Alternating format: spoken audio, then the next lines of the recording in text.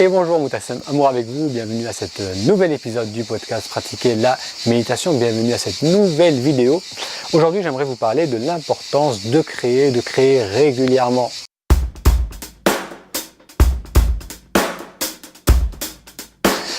À chaque fois que je me sens stressé, que je me sens fatigué, peu motivé, tendu, si je fais le point, si je regarde un peu ce qui se passe dans mon quotidien, comment se sont passés les quelques derniers jours, je réalise que ça fait un petit bout de temps même, que je n'ai pas créé, que je n'ai pas pris le temps de faire quelque chose de créatif, d'exprimer ce que je ressentais. Et à chaque fois que je ne fais pas ça, eh bien, le stress revient, la fatigue, les tensions. Et lorsque je prends le temps d'exprimer ce que je ressens, d'agréable comme de désagréable, mais de le mettre en mots, de l'exprimer, tout de suite, ça va beaucoup mieux. Et cela même si je continue à méditer, même si je continue à faire mon yoga, à manger relativement sainement, même si je continue à prendre soin de moi, à me recentrer régulièrement, si à côté je ne prends pas le temps de m'exprimer, ça ne suffit pas. Chaque enfant est un artiste. Le problème, c'est de rester un artiste lorsqu'on grandit. C'est Pablo Picasso qui a dit cela. Créer, ça fait partie de notre nature. En tant qu'enfant, on crée et puis, petit à petit, on arrête de le faire. On se laisse prendre par nos préoccupations et on passe de moins en moins de temps à créer. Donc je ressens qu'il y a beaucoup d'importance à revenir vers soi, à se recentrer, à faire toutes ces choses qui, l'on sait, nous font du bien. Donc pour se régénérer, pour se ressourcer, pour tourner l'attention vers soi, voir ce qui se passe en soi, mais tout aussi important, c'est d'exprimer cela.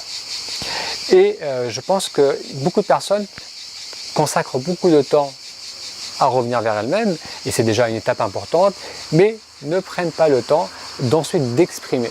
Et quand je parle d'exprimer, c'est bien sûr à travers le médium que l'on choisit, ça peut être à travers des mots, à travers des arts classiques, à travers une bonne discussion avec un proche, trouver le moyen de matérialiser ce qu'on ressent.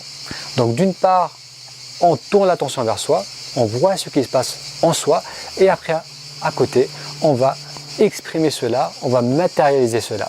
S'il n'y a pas cette circulation entre le retour vers moi à travers la méditation, les étirements, l'introspection, la lecture, si à côté de cela il n'y a pas l'expression, eh bien j'ai l'impression que ça ne circule pas aussi bien et il va y avoir un sentiment de manque, il va y avoir de l'ennui, va y avoir un sentiment d'insatisfaction.